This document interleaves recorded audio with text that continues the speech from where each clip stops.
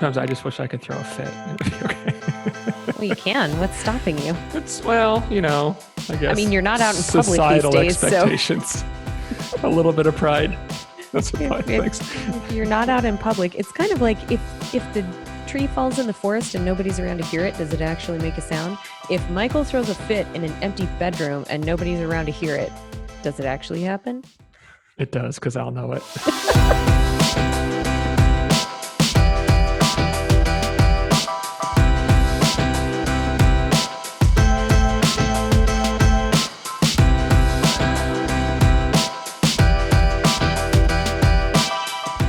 Hello, and welcome to Middleish, the podcast about moderation in all things. I am Erin Green.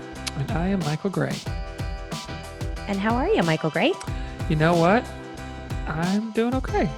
It's been an interesting week.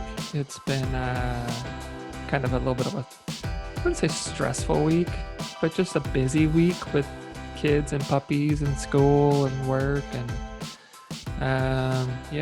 it's been interesting. I'm a little sleep deprived, getting up with those puppies every night, taking them out at 3:30 or 4 in the morning. Yeah, how are they doing? Yeah, they're doing great. Like they're really good dogs. I mean, they get rowdy, some and wrestle with each other, and sometimes get a little like rough with especially Sophie. Like sometimes they're just trying to play and knock her down, and then they're on top of her like, "Oh, we love you so much," and she's freaking out. She's pretty high energy, so I wonder if she brings a little bit of that on herself. She may. But the funny thing about it is like, she's not really playing with anybody. We haven't lived here long enough for her to really have like any friends, and they are like her friends. Like they're her little buddies. Oh, and I may have dogs mentioned are this great before. friends. They are. They're fantastic. Well, she'll go Yeah. outside just to play with them. She's like, "Come on, boys," and runs, and they chase her. And So cute. she plays like in the kitchen with them, and I've caught her doing magic tricks for them and dancing. And she'll just go in like the little room where we keep them, and she'll sit 20, 30 minutes, just talk to them and pet them, and her little buddies. Fun. It's really cute. That is cute. But they're good. I mean, they're well behaved. Yeah, then they chew on some stuff outside, like some of the girls' toys. But it's like you gotta keep it picked up, Mm-hmm. But they haven't had an accident in the house in 9, Ooh, 10 knock days. on wood, buddy. Yeah, they're good. They're learning quick, and they're so much fun. One of my favorite things is in the evening, we just kind of have them in the living room with us on like leashes so they can't wander around the whole house, and just kind of keep them with us. And they just crawl right up in your lap and snuggle up. And yeah, they're so fun. So cute. Cute. Yeah. How are things your way? Worth a little bit of the sleep deprivation then, huh? Oh, yeah. Yeah. Yeah, for sure. Yeah. Yeah. We're good. We're, the sky is brown.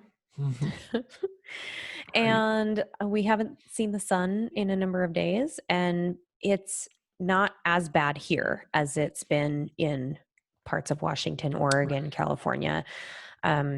But just last night, so I've been staying inside for the most part, which anybody who knows me would be not like, a big inside person. It's not me. So, but I've just been really trying to be kind of conscious of how much I'm exposing myself to this smoke, even though I don't think I'm particularly sensitive to it. Like I can go ride my bike in it and, I don't really feel any differently. But that doesn't change the fact that the air quality is poor and it's in the hazardous level. And so I need to just be aware of that. And just last night, I was outside at sunset because I'm helping a friend with her campaign for Ada County Highway District. So I was going in my first canvassing event. I've never gone and knocked on doors and getting political, Erin. Getting there, gotta feel like you're moving the needle somehow. But I also really believe in what she's doing. So shout out to Alexis Pickering if anybody's listening. But we were going around knocking on doors, and I could see the sun setting on the horizon, and it was red, of course, and it looked like it was setting over, I don't know, over the horizon, like a hill, but it was still, quite a ways above the actual horizon. So it was setting, I think, behind the smoke bank. And it looked like it was actually setting, like you could only see half the sun. Jeez. And I was just like, wait a minute. Is that like, is it setting behind the smoke bank? I mean, it took me a second to realize. And she's like, yeah, I think it is. And, Wow. it just shows you, or, I haven't really been like out driving or anything. And so I went, you know, ran some errands earlier in the week, Mhm. and you could see as you were coming back into town and you can kind of look down into the city, you can see how Mhm. bad the air quality is, and you can't see the foothills from our house, which is, Mhm. right. Anyway, it's I feel terrible for everybody who is enduring Yeah. this, and especially those families that are right in the thick of it and are losing everything. It's really sad. It is. Um, It's crazy up so there. I don't do much complaining about the air quality. It affects quality of life, but Yeah. you know, Yeah. there's a lot of hard stuff going on for people right now. So Mhm. Yeah, I mean, I've seen some of the pictures from, friends and family up there in Oregon, and I mean, some of those pictures, it looks like there's like a red like film over them. They're just yeah, it's hard to believe that it's not like manipulated it's because just eerie. It's like like apocalyptic. Yeah, yeah, it's like there's just like a red light on in a room and that's it. And yeah, but it's outside. It's bizarre. yeah. And yeah, yeah, I've had a couple of friends that had to evacuate last week and because Mm, fire's coming for them. In fact, one of them, I don't know if maybe it was the fire department of their town or whatever up there by Portland, Oregon. They said like go now. Like this fire is way beyond anything we can handle. The fire department's leaving. There's no one to save you. yeah, Go. I was like, holy crap. Like that's a crazy thing to have to say, yeah. and have to just process. And yeah, it's wild. And then on the flip 2020. side, I know I have a client who lives in Bermuda, and she's dealing with a second hurricane in a week. So I know, it's, right? I Like they're know, out of letters, for names of hurricanes. I what, know. what is Gonna going have to on? start using Roman numerals and Oh, they weird said they said they're things. gonna do the Greek alphabet. So it's like alpha, beta. Oh, Yeah, great. that's what I read this morning. It's bananas. Interesting. Yeah. Yeah. All right. Well, we hope that Anyway. wherever you're listening from, you have a bright spot in your day. And you're safe. And Yeah, yeah. Oh, 2020. I know. What a ride. Yeah. I wish it felt more like a fun ride. Right? Like it's like Feels like a a fun house of pain, like yeah, it's like a haunted house that's just real. Like with it's weird boxing gloves coming out of nowhere and just socking you in the right in the nose. face over and over.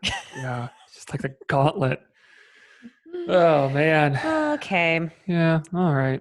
Well, we Well. have kind of a topic today that I'm really passionate about, and something that I have, I would say, spent the last several years of my professional career really honing my skills in this area, Mhm. and promoting this movement or concept. Mhm. So intuitive eating is our topic of the Intuitive day, eating. and it is certainly not a topic that can be covered in just an hour. There's Right.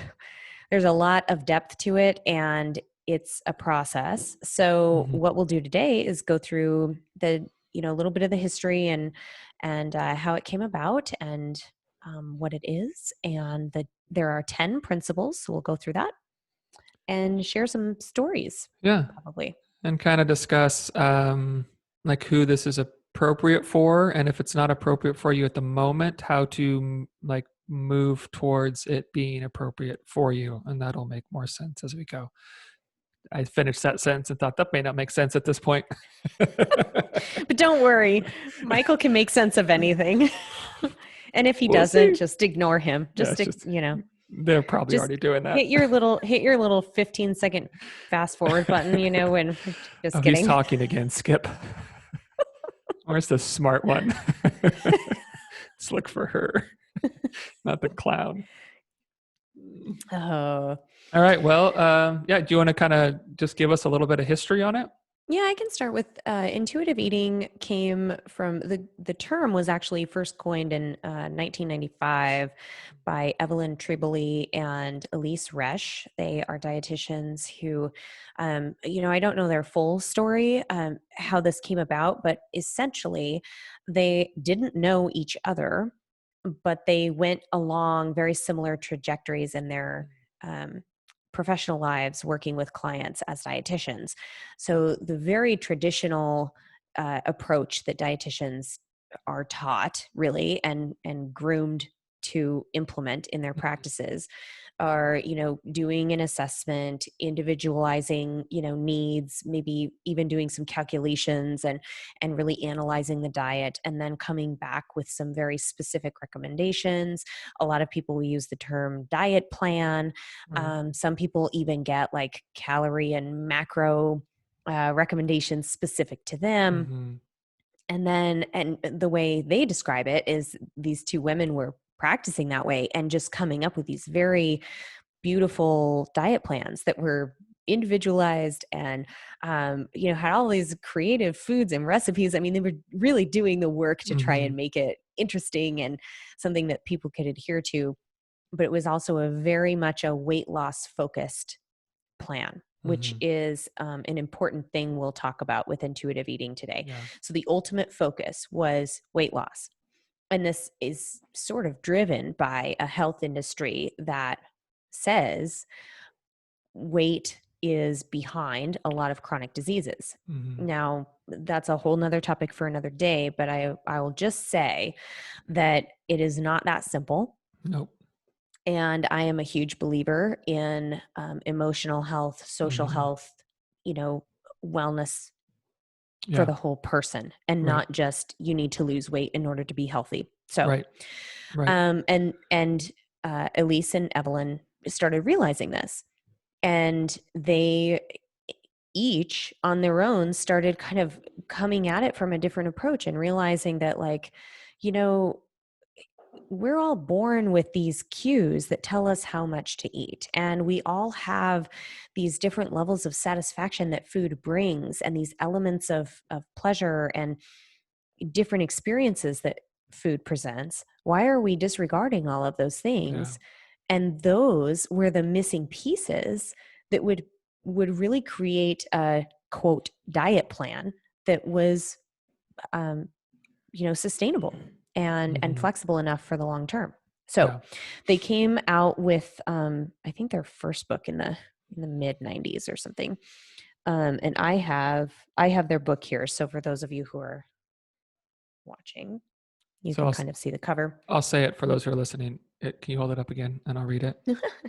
So, Intuitive Eating, a revolutionary program that works by Evelyn Tribole, Tribole, and Elise, Eoise, Resch, Resh. Resch. And we can link that book, and I have another one here I'll talk about in a second.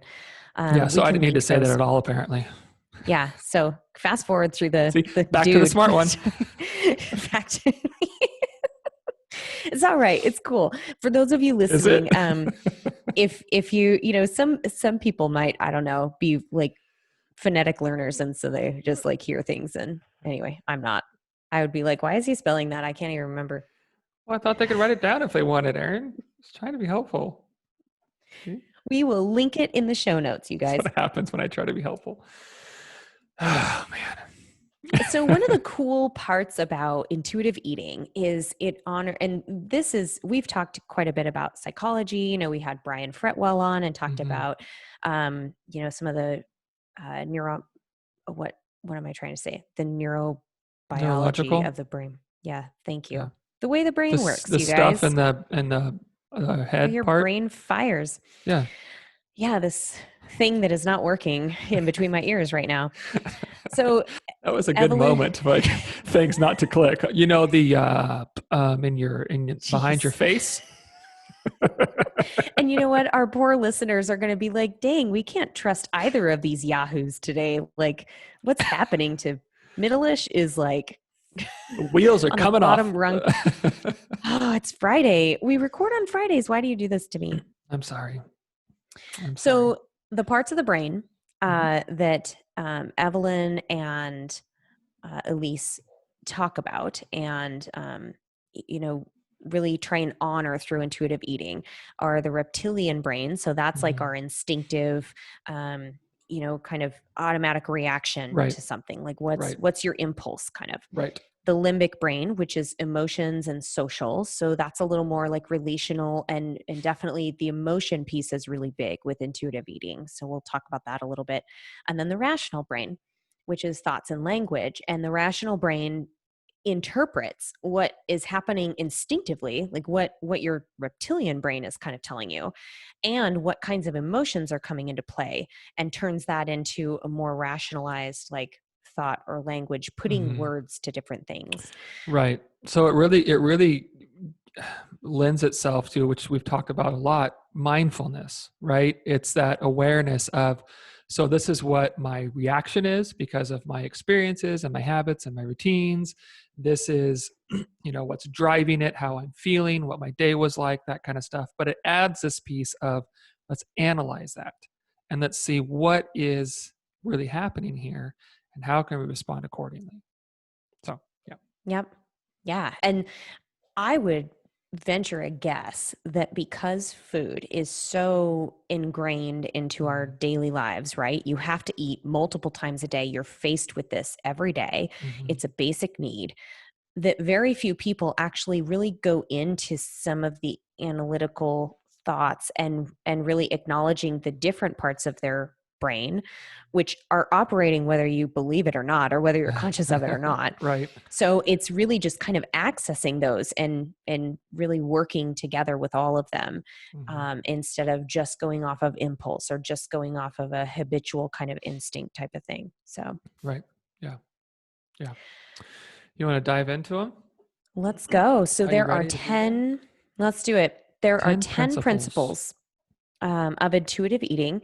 And again, this is a lot to go through, 10 of Mm-hmm. these things. So I think a few of them will probably go into a little bit deeper than others Sure. today. But I want you to be thinking, listeners and viewers, as we go through this, if there are any concepts that you'd like us to go deeper into in future podcasts, because Mm-hmm. I see these uh, topics being really great um, future fodder for Middleish to dive into Mm-hmm. in greater detail. So, principle number 1 is reject the diet mentality. So, which is kind of funny coming from a dietitian Mm-hmm. because, people, again, in our episode, Everybody Wants to Lose Weight, we sort of hit on this, how Right. there's this underlying, whether it's a societal norm, whether it's expectations that we have of ourselves or that other people have of us to look a Mm-hmm. certain way. um, I also think there's a certain like badge of honor or impression that people have of someone who is like engaged in dieting or Right. successful at dieting or Right. really controlling with their food. Mm-hmm. No, I would agree for sure. Um, yeah, it's kind of like it's there's like this expectation. Well, let me say this. It's the word diet has just really been like co-opted. Like it Yeah. doesn't mean what it's supposed to mean anymore. We say diet and it means restriction, some, very intensive plan. A lot of people go into it knowing like this is going to suck. Like I'm just going to have to white Totally. knuckle it, Yeah. right? And it usually has like an end, you know. And that's what diet means to us. That's just not what diet is. We all are on a diet, and it's the food that we eat. That's your diet. And that can change and flex, and you can, revamp it and tweak some things, but you're always on a diet. We all are always on a diet. But it's really been co-opted to mean this thing that sort of like signifies like I'm being healthy now, Yeah. right? Like here There's I go, there's a I'm lot being of healthy. yeah, there's a lot of Mm-hmm. expectation and judgment tied to it. And I actually prefer the term eating pattern, Mm-hmm. which I know sounds really like dry and boring and kind of, clinical, but Mm-hmm. it really removes all of what you're talking about that the Mm-hmm. word diet is associated with. Right. And I think, even if someone doesn't want to like dive into intuitive eating, and we've probably talked about this before, but just the idea of rejecting the diet mentality is really something that I think is going to be beneficial for anyone, or just about anyone. Um, we've this fitness industry and the nutrition industry, they've screwed up um, this whole how do we eat well thing so much at the for the sake of making money. off of, Oh yeah. our fears and insecurities and our lack of understanding. That it's a disaster, and I can't think of, I can think of a few diets. I'm like, yeah, there's, I can see that making sense, but they don't include, they don't have the freedom. You know what I mean? It's Hmm. like, sure, like, yeah, Mediterranean diet, that's really big on veggies and, and lean proteins. And sure, that's awesome. But if it's only the diet, we're setting ourselves up to just, completely fall on our faces, Yeah. And so I think that rejecting the diet mentality is just really something we all need to shed. Yep. And I think the key components here are trying to release judgment Mm-hmm. and trying to release expectations and comparisons to people, Mm-hmm. because that's what the diet industry and the diet mentality tends to precipitate, is Mm-hmm. judging yourself based on how you eat and what you eat. Right. We've moralized food, which we'll talk Mm-hmm. about next. Exactly.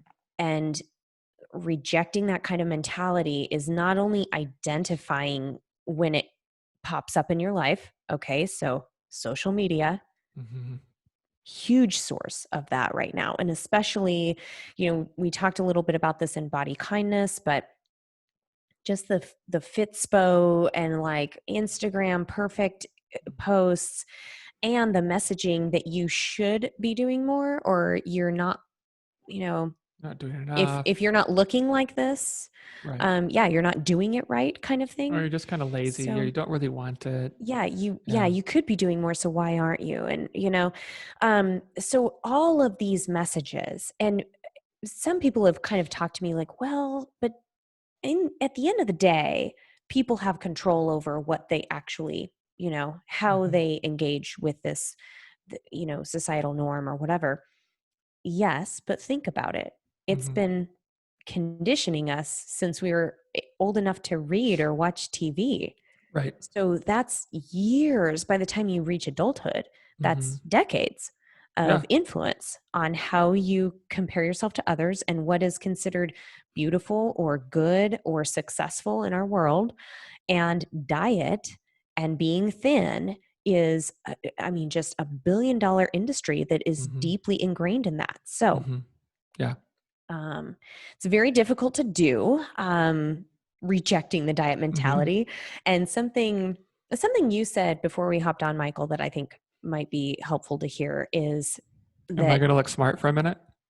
I think you will. Yeah, we'll Oh, thank we'll put God. Michael Okay. in the smart seat. Yeah, here we go. Like a little jingle or Be- something. Michael Before we sounds go, smart. Okay.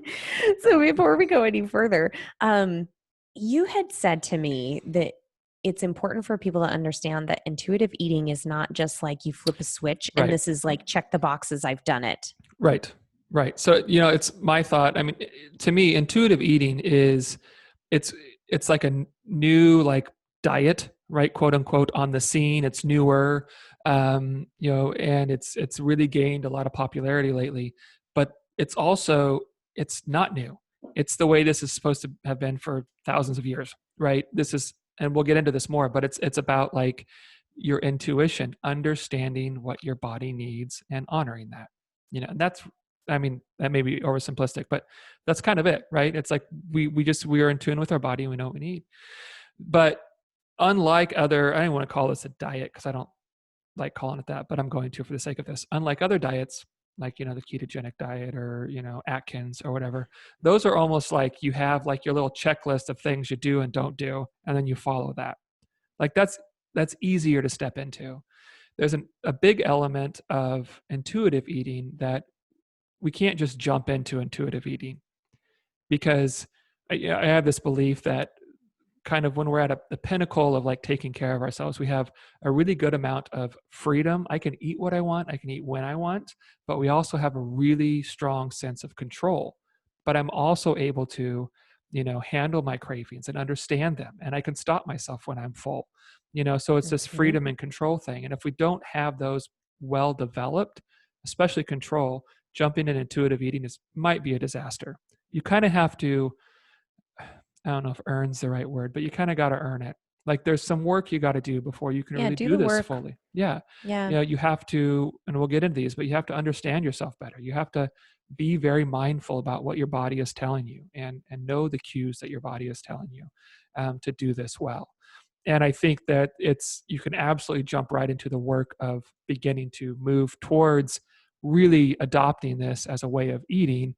But I would caution people to just try to jump in right at the end, right? Like, okay, I'm doing all of them. Here we go. I'm an intuitive eater. Here I Yep. go. Yep. Because I Yeah. read a thing or I heard a And thing. So here we it's go. important to say also that when I start working with people on this, I really use the word practice a lot, Mm-hmm. um, and really focusing on maybe one or two principles at a time that we're going to work on versus Yep. like, I mean, I never go through all 10 and just explain to them everything. We kind of Right. begin at the beginning.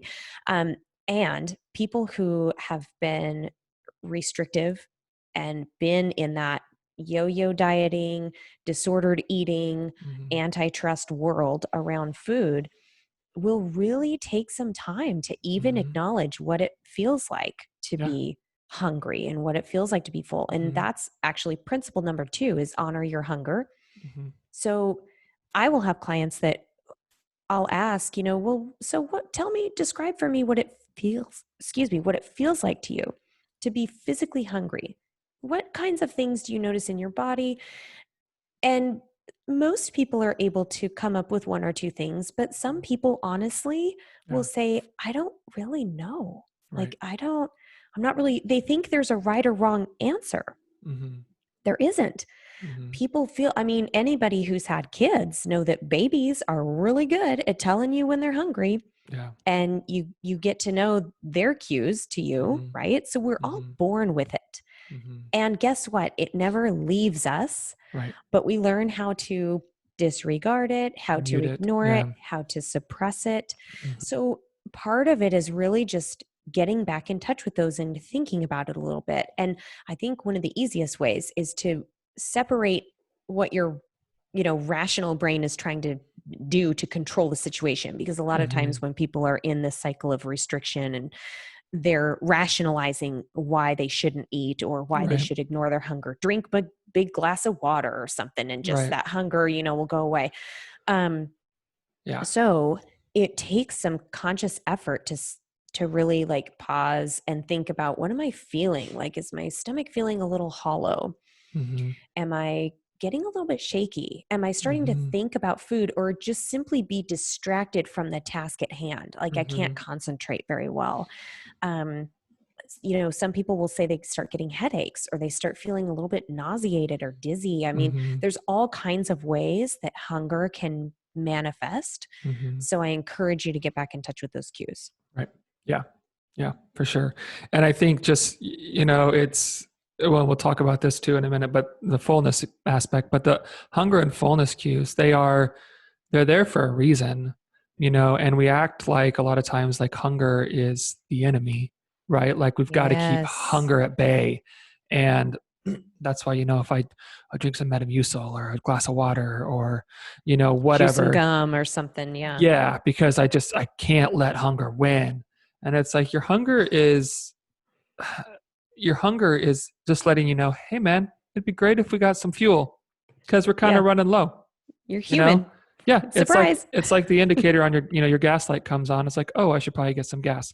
It's the same thing, you know. Now, if you go and fill your gas up and just let it overflow all over and go all over the whole gas station parking lot, sure, that could be a problem.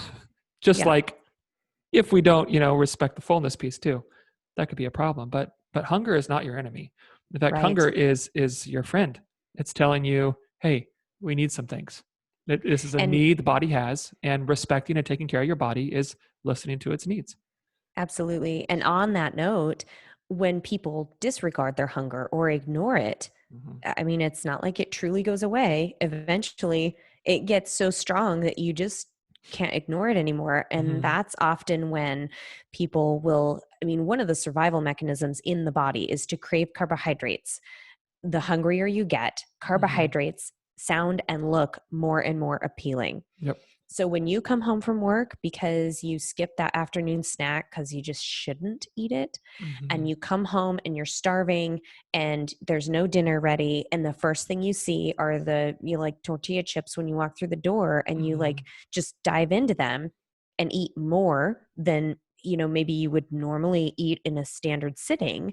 Yep. That is, first you disregarded the hunger, then your body kicked into survival mode and basically took over in Right. that reptilian instinctive way. It said, Right. you gotta eat, Yeah. so letting yourself get overly hungry will also backfire. So honor that hunger and really pay attention to those early signs. Absolutely. And just for, I think this is interesting. The reason our bodies crave carbohydrates in those situations is carbohydrates, a lot of them are very quickly metabolized. So the energy gets into your system very quickly. And when the body's like, I've been deprived for so long, I need it now. Right. So I Right. need the things that are going to give me the energy now. And that's why we crave those things that just hit your system real quick. The quote unquote bad foods, because it's going to give your body energy and the quickest, and so we're I'm really setting laughing. ourselves up for, kind of working backwards.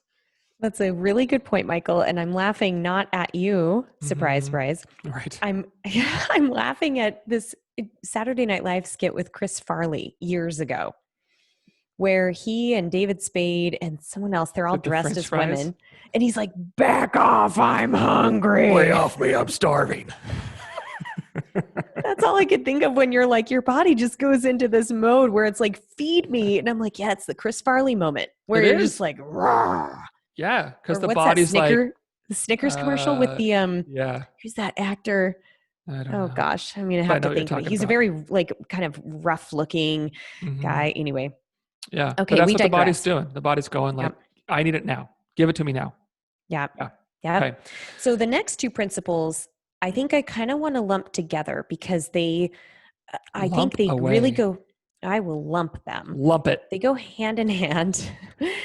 Make peace with food and challenge the food police. hmm So I think these are very closely related because I have talked with people as we work through this process and as we sort of release a lot of those judgments and reject the diet mentality, they feel like they finally admit that, like, man, I was really battling with food my whole life. And it goes with you know, your statement that people fear hunger, or try and ignore it, or think it's a bad thing. I think people kind of look at that with food too. So maybe, like, I mean, I've worked with clients who they get really uptight and freaked out because they have a pizza night with their family, and their inner food police pipes up and says, well, pizza is a bad food, Right. or you could do better, or you shouldn't be eating that. Or if I eat that, So I've done a bad thing absolutely, that I yeah, should be putting ashamed of. yep, and Yep. placing morality on what you Right. eat. I mean, where did that I don't come know. from? Yeah. Well, I can tell you it came from the diet police, the Right. diet industry, um but making peace with food is, first of all, acknowledging that food is a basic need, hmm okay? All beings need to eat, okay? hmm But humans need food. And if you continue to look at food as the enemy, continue to think that you are at waging war against this hmm kind of unseen, entity, which happens to be food, and if it causes that like anxiety, it's time to eat again, um that's I mean, that's a huge process to go through, Right. working on that, and then challenging your inner food police. So what are the beliefs that you have around certain foods? What hmm have you read or heard or come to believe is true about certain foods? We hear hmm buzzwords like clean eating, or like you said, if you're good or bad for eating hmm a certain way, or cheat, using, hmm having a cheat I meal. really hate that one Oh my gosh, it because drives me crazy. yeah. I mean, I hate that as much as like bad foods because it really gives this really strong association with, ooh, I'm doing something naughty, something I should not do. Yeah. I mean, it's in the name, you know? Yeah, it's in the name, cheating. on your diet, Right. you And know? then what does that tell you? I mean, a lot of times people will go into this just like huge disinhibition mode where they're Mhm. like, okay, I'm having a cheat meal, so I better go all in and get the everything on the left side of the Mhm. menu or whatever. Yeah, it's Um, that scarcity mindset. yeah. Like, I've only got And it for now, so I gotta get it uh-huh. all. Yeah. Yep. Everything I've Yep. thought about eating this week, I'm gonna have it all today. Yes. And that goes into principle number 5, Mhm. which is feel your fullness. Yeah. And you had started describing this really well when we were talking about honor your Thank you. hunger. You were talking about feeling your fullness. Yes. So, do you want to tell us more about that? I have no idea what I was saying. Oh, okay. No, Well, I'm I just can kidding. take it. No, I think so. We have these hunger and fullness cues, right? Like hunger tells us, like, hey, we need some fuel, right? We need stuff to just help this thing operate and for you to feel good. And the fullness is the opposite of that. The fullness is when like the gas pump, like clicks, like, hey, you're good. Hmm. It's your indicator of, okay, we've had enough. We don't need any more. Like that's all we need for a while. And again, I think we often are so not in tune with both of these cues, but that fullness cue, that there's a bit of a delay, it seems, between like when we're really full and when it kind of like really registers. You know what I mean? I think that's why it's easy for some people to just like overeat so much, because we're just eating so quickly that Hmm. we kind of blow past that cue, and then all of a sudden we go from like, I want more, to, oh my god, I'm so full, oh, I'm so uncomfortable, Yeah. you know but there's a bunch of reasons I think that we kind of mute this fullness cue. And I think some of those are distraction. We're just Hmm. not paying attention at all to when we're eating. And so, we're watching TV, or we're on our phone, or we're driving, whatever. And we're just not paying attention to what our body's telling us. Or this kind of is a little bit dipping into principle number 7 here, but we also are just eating for reasons other than full of hunger. We're Right. eating for emotional, stressful reasons. And if there was, to me, it seems like it's harder for the fullness cue to register when there wasn't a hunger cue. You know what I mean? It's like they Yeah. kind of exist together. And so when we're eating for non hunger related reasons, we're eating for stress related reasons. It's just kind of like we're not really going to experience that fullness cue, because we're looking for the release of the stress. And that's when we know we're done eating, is when we go, oh, okay, I had enough cookies that I feel a little bit better about things, Yeah. you know? Yeah. And we'll talk about the emotional side of things Mm-hmm. because that's a really important aspect of this. And I love that you brought up that hunger and fullness work in tandem Mm-hmm. essentially. I mean, you can't have one without the other. Mm-hmm. And so it's really important to acknowledge that those are normal human feelings and experiences, and Mm-hmm. B, they're very good experiences to have because eating should be pleasurable. So when you're hungry, doesn't it feel good to eat and to satisfy that hunger? Mm-hmm. That's kind of a nice cycle to get into. And feeling full, or satisfied, which we'll kind of talk about that too, is a nice content place to be, Mm-hmm. and to know that you are listening to your body and providing what it needs. Now, one thing to point out with feeling your fullness is, as you indicated, there's all these, distractions that kind of get in the way of people really acknowledging and feeling and recognizing their fullness. There's also a couple different ways that we feel full. So there's the physical, the Mm-hmm. mechanical. So your stomach actually feels the bulk of the food and the weight of the food. And that sends a cascade of signals through your body that says, oh, hey, stomach is kind of reaching capacity, like Mm-hmm. your nice gas tank analogy. And we're getting kind of full here. Mm-hmm. That's where, people will say things like, oh, drink a big glass of water before you eat your dinner. Yeah. That is trying to signal that physical mechanical fullness. Okay. We also have this nutritional fullness, or digestive fullness, or hormonal, whatever you might want to call it, where we know that certain nutrients will provide certain hormonal responses and will then signal fullness. So that's kind of that latent fullness you were kind of describing, where if you like eat too quickly and you're kind of like, oh, I feel okay, but then a half hour later you're like, oh my gosh, I ate Right. too much, you know? Thanksgiving. Yes. Or, having like, I'll point out that like a high fat meal, a lot of times will have that latent fullness. And I know, I mean, myself, when I eat like guacamole or something with chips, very, high fat, I will feel full. Like I will feel more full, I should say. Like the fullness continues to build. Right. A while after I've finished Yeah, it eating. grows. Yeah, it kind of grows. It's getting So, worse.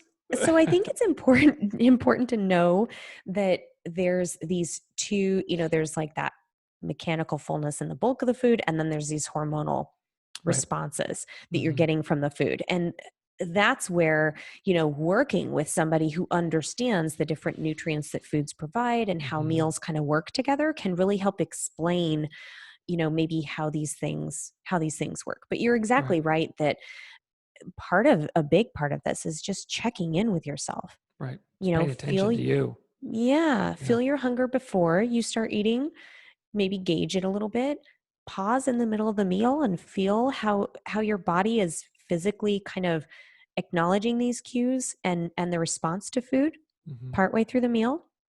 It doesn't mean you have to stop. It doesn't mean Right. you have to leave things on your plate, but just feel that fullness and then acknowledge it's okay to eat past that fullness too. Right.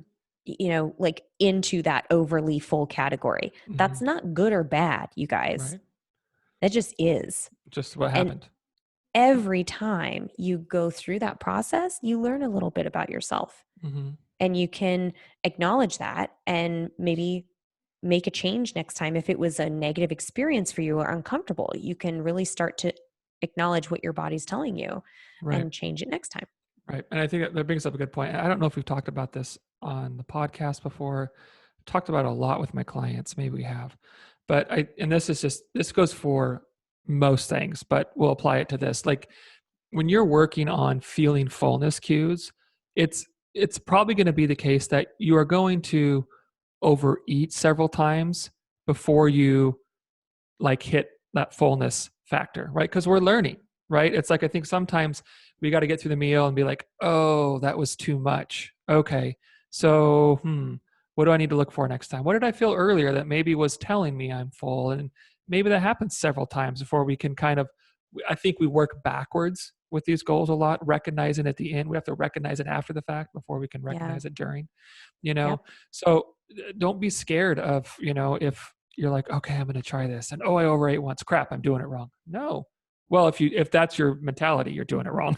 If your mentality is like, okay, what can I learn from this? How did I feel? What did I feel earlier? Was that sensation maybe fullness? Let me look for that next time. I Yep. think it's important to know that that's not messing it up. That's like you said, that's not bad. That's part of the process, and it gives you data to work with. Yep. Yeah. And relating to the fullness factor is also the satisfaction factor. So this is principle number 6. And it's really interesting how people view food as simply these macronutrients and compounds that you just put in your mouth. Right. Food Like is it's just fuel. this it's very like sciency in the fact of like, how does the biochemistry work at the chemical level, and how do I just get these certain macros in the right, how do I Right. eat the right scientific formula Right. to And if spit out this equation that I think I'm a exactly robot? I don't know. 27% carbs in my diet or 28%. Right. Right. Exactly. And it's just So this set idea that I mean, if food is only fuel, why do you have taste buds?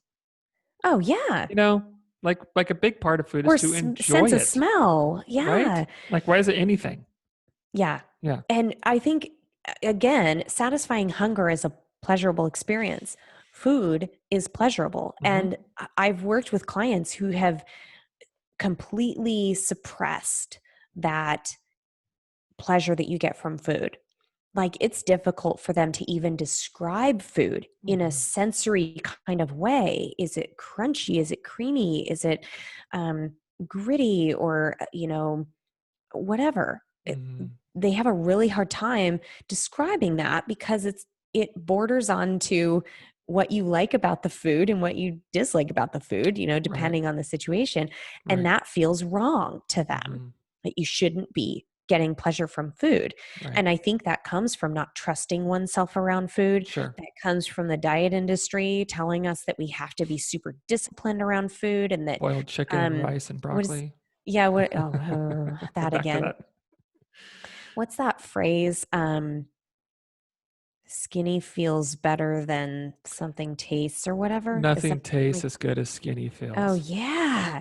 Ugh. And to me, that's like, whoa, that's a really harsh thing to say. And that like embodies this whole thing that you should not be like feeling satisfied or getting pleasure from eating. Or anything but skinny. It's a real a-hole thing to say. Totally. Yeah. I mean, ugh. Yeah. If you say that, stop saying it. Yeah. Please. Please. Please.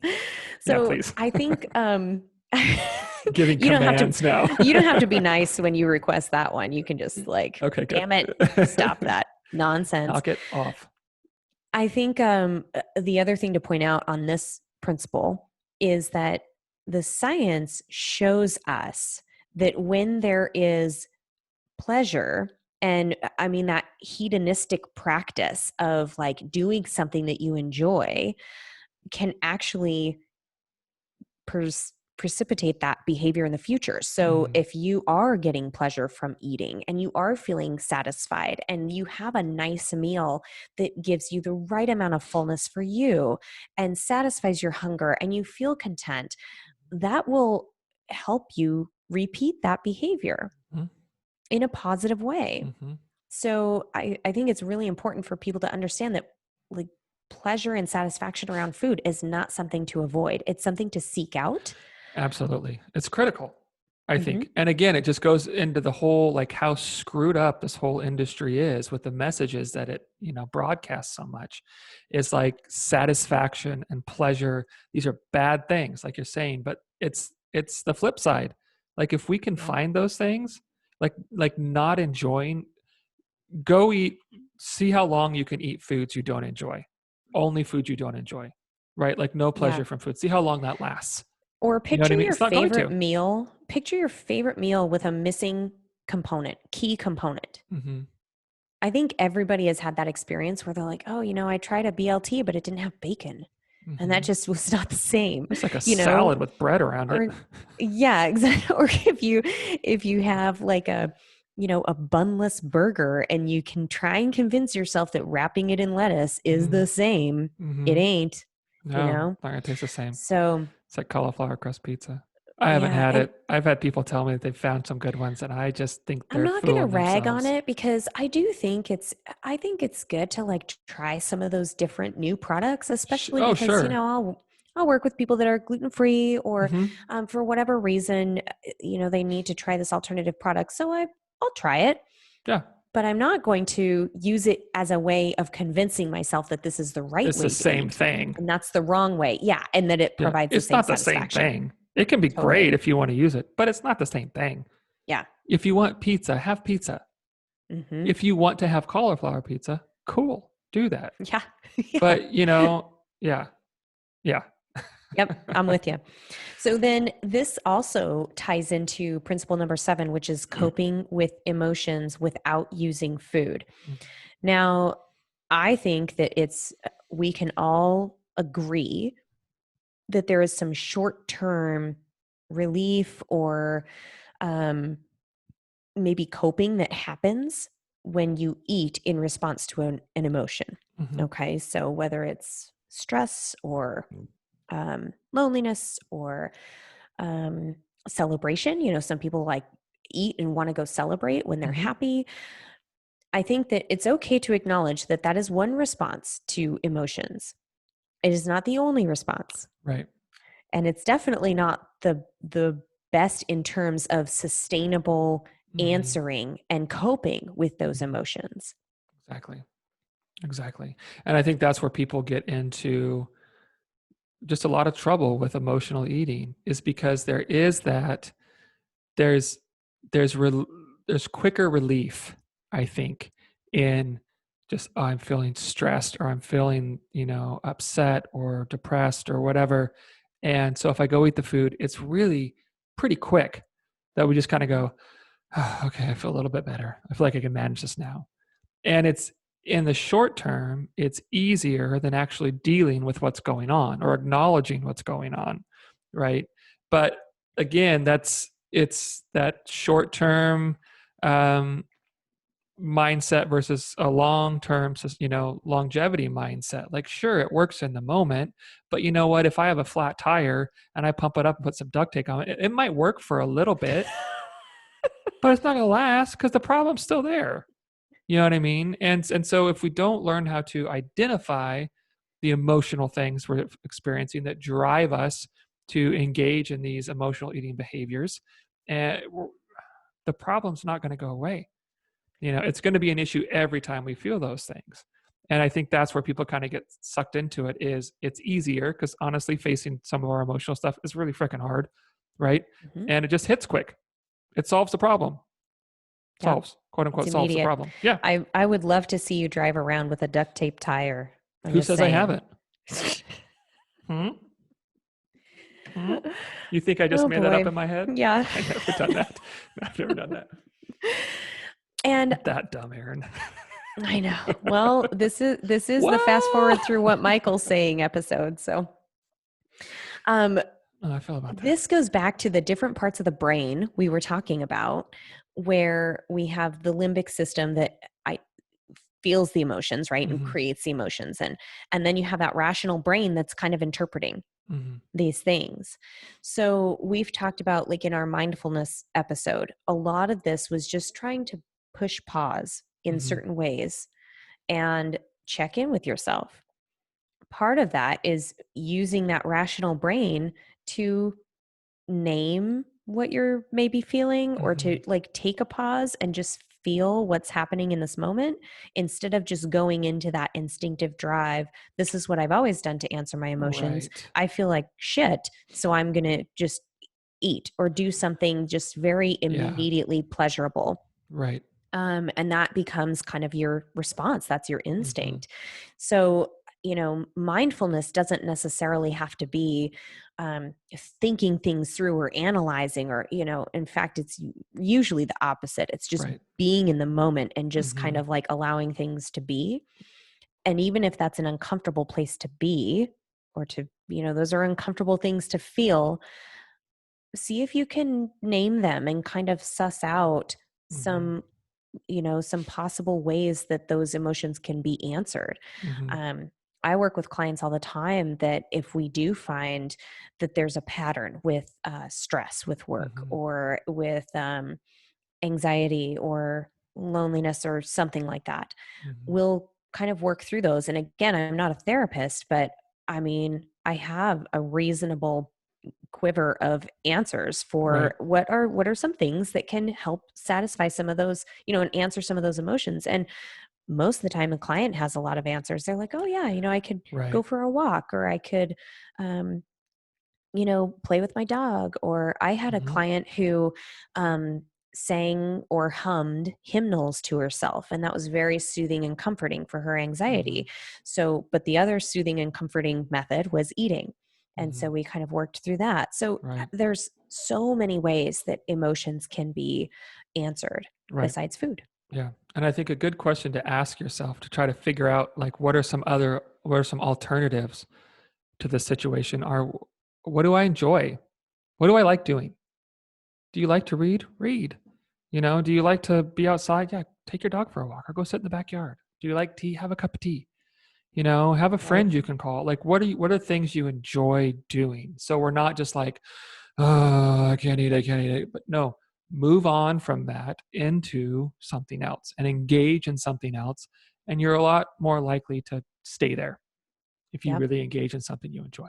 Yeah. And that comes from an abundant mindset instead of a Mm-hmm. restrictive mindset, where Right. you're telling yourself that all the things you can't do or shouldn't do. Think of all the things you can do that Mm-hmm. help and that feel good. And Right. all of the ways that you can, um, all of the things you have available to you that actually Mm-hmm. will help the situation. Right. And I think So that's part of mindfulness is it's part of mindfulness is being aware. And I Yeah. think moving forward with this is being aware of, okay, this is my typical response, but it's also not the only response. There are other Yes. things I can do than what I've always done. And the more we move into the other things we can do, then we're doing those more. Well, now those are the things that I do. You know what I mean? Yeah. As opposed to the only other option. Yeah. Um, Principle number 8 is respect your body. Now, one of the examples that Evelyn and Elise provide in their book is you wouldn't force your size 8 foot into a size 6 shoe, right? Mm, You just wouldn't do it. Why do we try and force our bodies into this very specific shape? right. I mean, to me, it reeks of diet mentality and the Mm. diet industry and the social messaging that And we've less been than, inundated and with. yeah. Yeah. Um, I also think this can be flipped again into that instead of thinking of all the things you don't look like, all the things you wish were different about your body. How about practicing that? We did this in the body kindness episode. How about just appreciating the things that your body does for Mm-hmm. you and all of the great things about your body? Mm-hmm.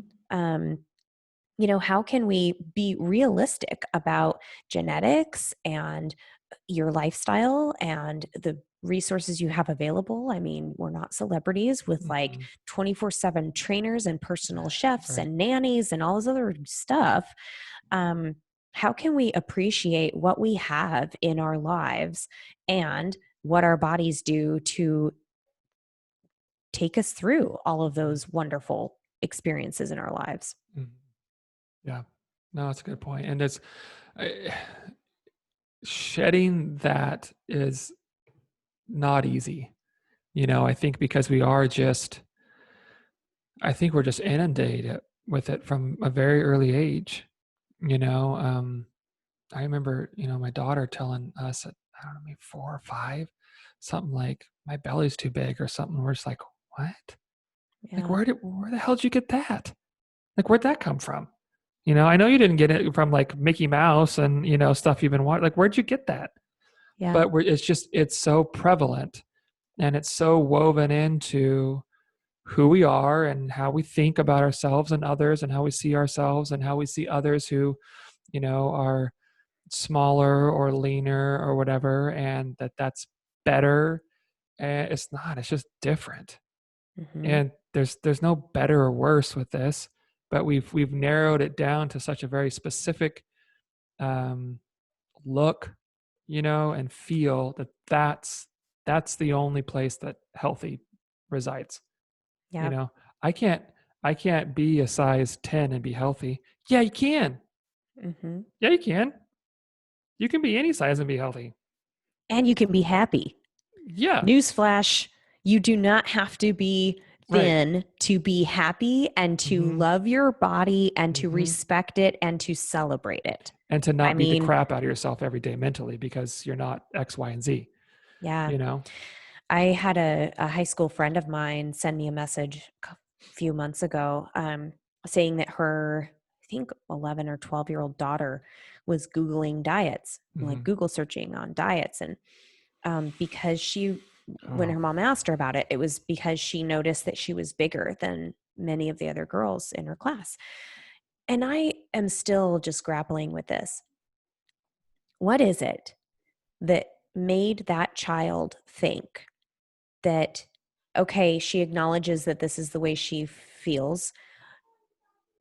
What made her think she needed to change her physical form Right. in order to feel better versus Google searching body positivity or self confidence or any of that other stuff? I mean, it just, to me, I'm sure there's a psychologist out there that could probably, help suss this out. Right. But again, it speaks to this principle so strongly that, like, respecting your body. And it doesn't mean that if you do end up changing your body's form or shape or size, that Mm-hmm. that's a bad thing.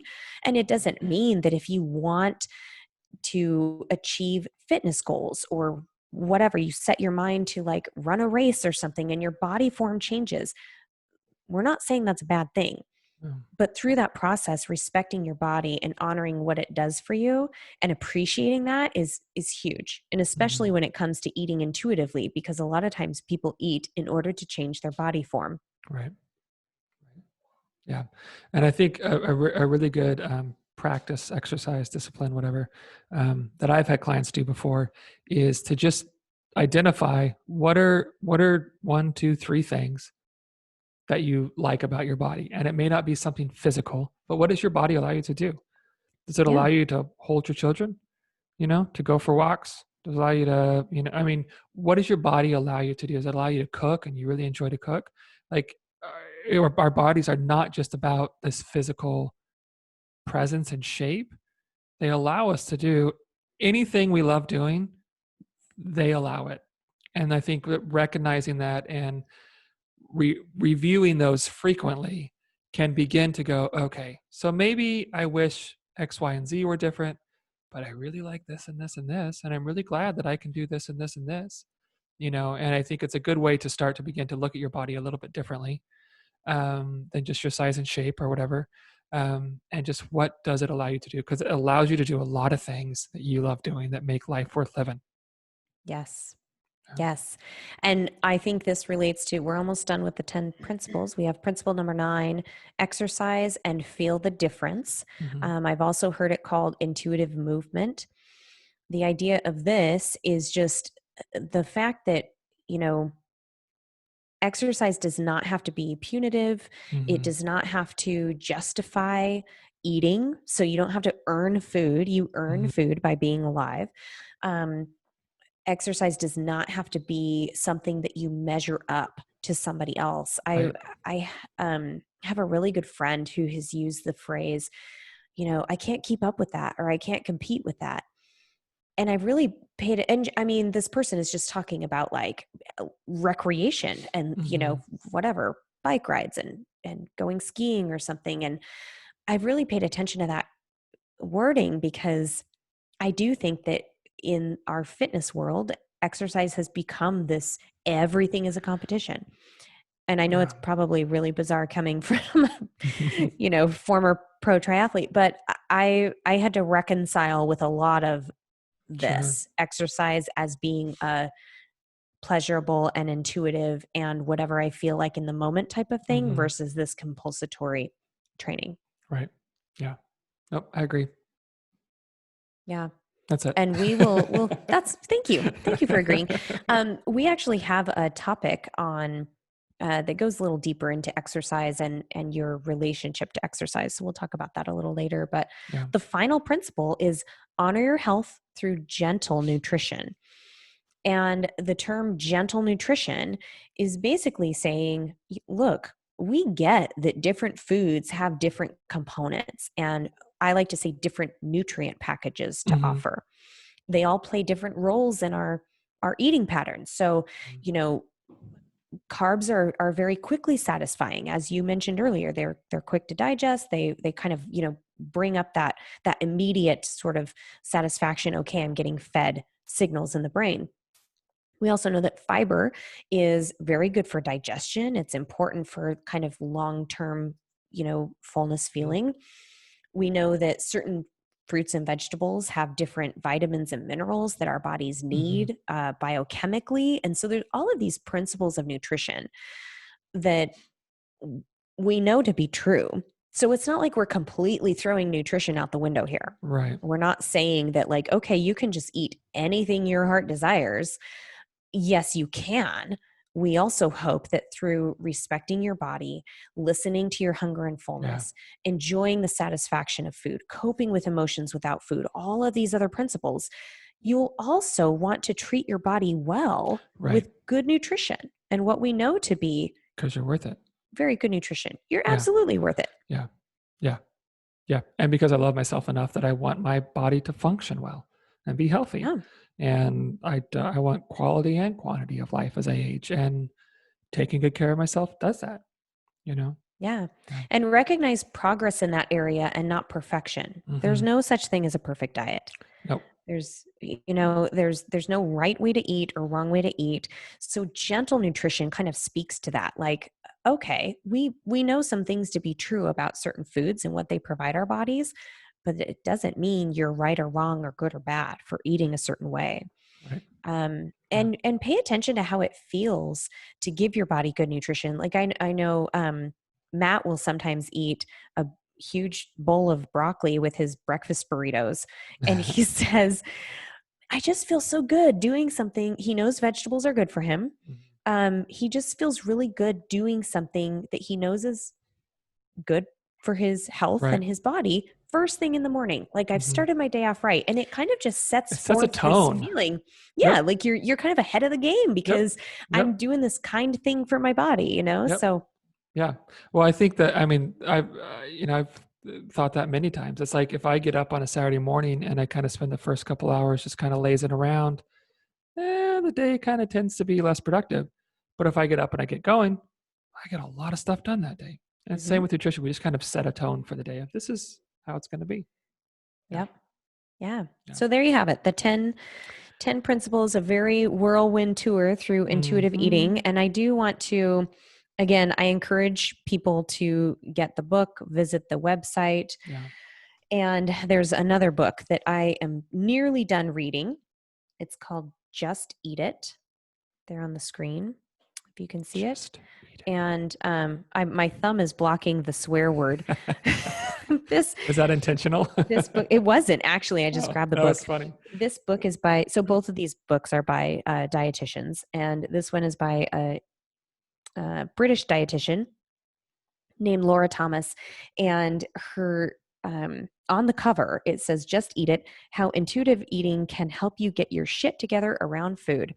Yep. So I can attest that if you appreciate a little profanity sprinkled into your nutrition lessons, your intuitive eating, this is the book for you. It's a very good one. So we'll link that in the show notes as well. Okay. Cool. Good talk. That was good. Yeah. That was quick but thorough, I felt like. Yeah. Yeah. And y'all let us know if you want us to dive in a Mhm. little deeper to something, and I think we will. We have a few other episodes coming up on this that Yeah. we'll talk We about could more. we So could even take an episode and dive in, to a couple of those just yeah. exclusively or yeah. Yeah. Cool. So you got some meaning in the mundane I have to so share? much mean in the mundane. You don't even Because know. you have a lot of, you don't get I got out a, much, do you, I got a lot Lenny? of mundane. No. No, so this was, I don't know, earlier this week sometime. I don't know when it was. It was one of those days. Um, and I was just having like not a bad day, but just sort of like nothing was really coming together. I was just having a hard time staying focused, just kind of stressed about, some low level stress about some different things. And I noticed that one of my favorite bands, Flaming Lips, had just released a new album. So I was like, you know what? Screw it. I'm going to not work for a bit. And I put my headphones in and hit play and listen to this new album. And it was just, I love how settling into something you enjoy can just kind of like recenter you. I talked this about several weeks about like when Kathleen was like, you need to go spend time with your girls, that mean the mundane. And like I went on a walk with them and I was like, okay, the world's better. It was just one of those moments where, and I'm such a lover of music, where I was just like, okay, I just settle into just experiencing something fully, something I enjoy, something I love. And it just kind of recentered me. And the rest of the day was a completely different day. I was more productive. Awesome. I was less grumpy. It just, yeah, it was one of those really cool moments where there's just a big shift from doing this really kind of ordinary thing. Let's listen to some music. Yeah. I like it. Yeah, it's It good. is funny how it doesn't take much sometimes just to really No, shift that mood. we just have to like consciously step out of what we're stuck in. Yep. Okay, I'm going to do this for a minute. And yeah, yeah. So Yep. it's good. How about you? So my birthday was this last Sunday, Happy and birthday. thank you.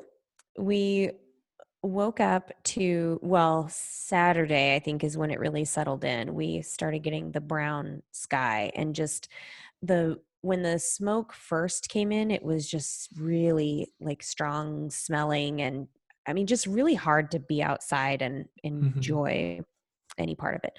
So we had plans on Sunday to have an outdoor picnic with some live music at this local restaurant. And we had plans to go for a bike ride. And, Matt and I were going to spend the day together.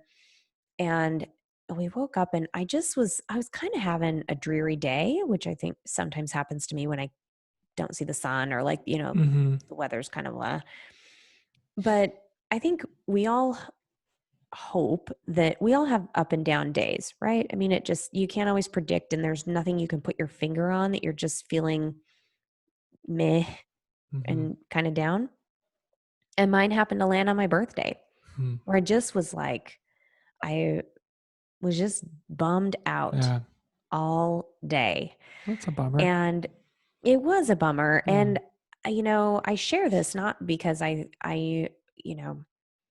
need to like, have somebody tell me to feel better or like sympathy. It's just more like normalizing that, sometimes you just can't kick yourself out of it and be positive.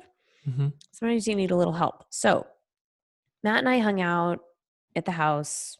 We watched football, which is our thing to do in the fall and winter. So we enjoyed that and just kind of spent time together, but it was still kind of a dreary day. And I get a text from one of my friends that I don't get to see often enough. She doesn't actually live here in Boise, but her mom is here and she's been spending the summer here. And she texts me and says, I'm coming over with wine. And I was like, oh, well, the air quality and we'd have to sit outside and then blah, blah, blah. And she was like, I'm on my way. She shows up with a bottle of champagne, a birthday card, and some chocolate and some socks. She's a coach, and so she has her brand. And I was just like, screw this. We're going to go sit out front. Smoke be damned. We're going to go, do this. And Matt was like, I'm coming too. And so we just sat out front and had a nice, like outdoor distanced sort of celebration with champagne. And it completely turned my mood around. Granted, it was like at the end of the day, but it was even after she left, Matt was like, oh yeah, major props to Liza for coming over and like completely, I mean, sometimes all you need is just that friend to kind of pop in at the right time and have the right setting. And it was, I mean, nothing like super crazy off the charts special in terms of celebration. It was just the simplest of gestures, but it meant so much to me. And I felt very loved. And I had a good birthday after that. Good. That's awesome. Yeah. I'm glad that happened. Yeah. That's good. Me too. Yeah. It was good. Good. So, all right. Thank you everybody for listening. And we're getting some really nice feedback on the podcast, and keep it coming because we would love to discuss any topics you want to hear about, answer any questions you have. Like us, review us, share us with your friends. Subscribe to us. Subscribe us, please. That's the perfect way to cap this off, Michael, because subscribe us. Michael's been a little challenged today. It's okay. Hey. It's hurtful. All right. Thanks, you guys. We'll see y'all. Have a good week.